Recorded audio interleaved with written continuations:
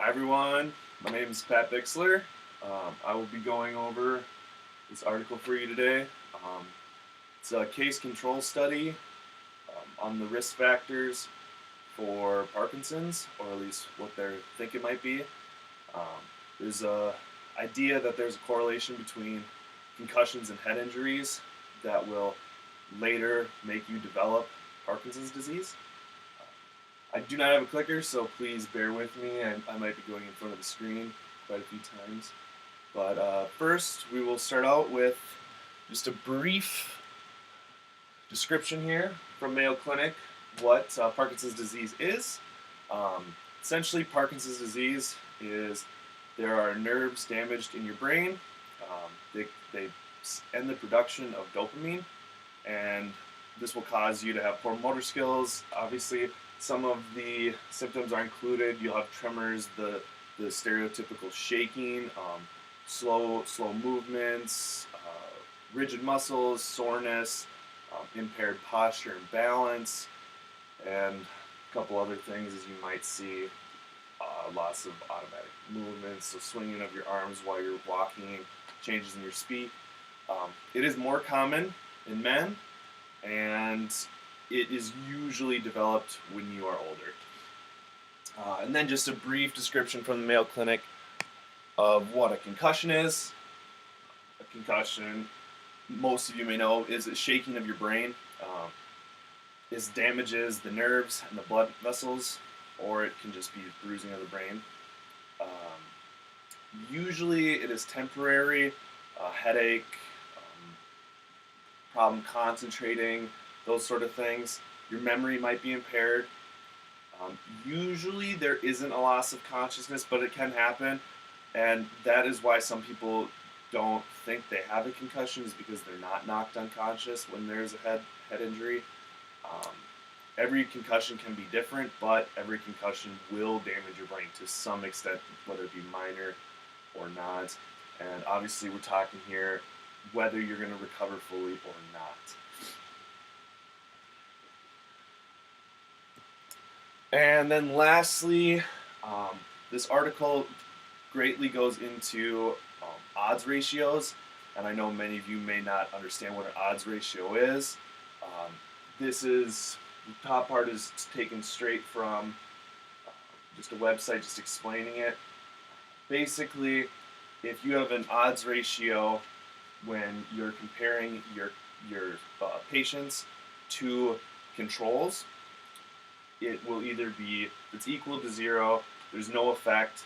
If it's greater than 1, if it's equal to 1, there is no effect. If it's greater than 1, there is a higher association, so higher odds of a specific outcome. So if it's greater than 1 with head trauma, then you are more likely to get Parkinson's disease. Does not mean you will get it, or doesn't mean that it's proven that you're going to get it or anything like that. It just means you, according to the data, you're more likely to get it.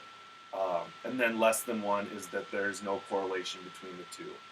Then there's a 35% confidence interval used just for precision, and some of my graphs will, or not my graphs, but their graphs will have error bars. It is also important to note that unlike a p-value, the 95% confidence interval does not report a measurement of statistical significance. These are odds, the likelihood that you might end up doing something. And then lastly, however, as long as the odds ratio is not equal to 1, the odds ratio should not be seen as a lack of association. So, you know, if it's lower, it doesn't necessarily mean that there isn't a correlation here, because these are case control studies, so there isn't an actual experiment done. It is just data collected and compared and then run through this. So a brief description of this specific case control study. There was 13,695 patients with Parkinson's disease in Denmark. Their developments happened between 1986 and 2006. This is a very wide range, but that was just so simply they could get enough patients. The more data, the better. The more data you have, the more accurate you will be. The controls, so there is an equal number to more controls. They were matched with age and the same sex, and they were just civilians that happened to be, fit that criteria. In this case, they highly focused on the time frame of the head injury, and which we will see later on. It had to do with within 3 months of being diagnosed. So you get a head injury, and 3 months later, you are diagnosed with Parkinson's disease. The head injuries range anywhere from mild to severe, a concussion to a contusion, swelling of the brain. So from there, we'll look at just a little bit of data. I'll just briefly show this, and then I will come back to it in a little bit. But as you can see here, 0 to 3 months within being diagnosed with Parkinson's disease, it's right around 8. And then once again, notice our error bars here. 4 months to 9 years, you're coming right a little bit above 1, showing maybe a little bit of significance. But from 10 years from your head injury until you were diagnosed, from 10 years to 20, it really looks like there isn't a significance. So you probably, in this case, we don't believe that you'd have so much to worry.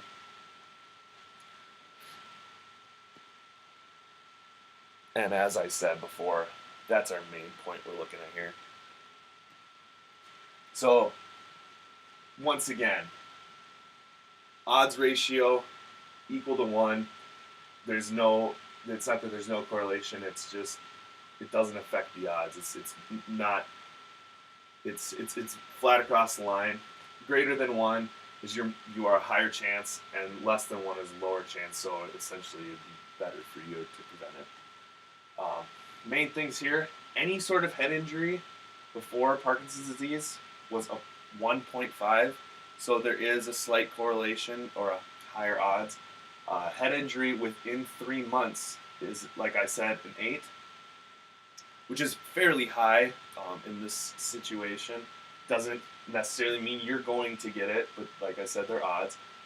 Head injury from 4 months to 9 years, once again, mild increased rate, maybe. The OR suggests maybe, but once again, we have those error bars that are kind of overlapping. You'd need more data. And then 10 years until, 10 plus years, it shows that there is more than likely no correlation. But the big point I wanted to point out is that it is showing that there is a positive correlation.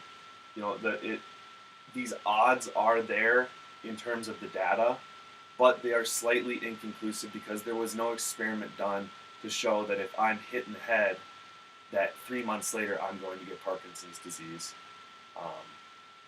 You also have to remember that there are many other factors that could be behind this in terms of your genetic, your past history, but this specific case was only focusing on Parkinson's patients, their controls, and times of their remembered head trauma. Now, but just first and foremost, not all of the patients suffered head trauma. So all this data right here is only for the patients that did have head trauma compared to their controls.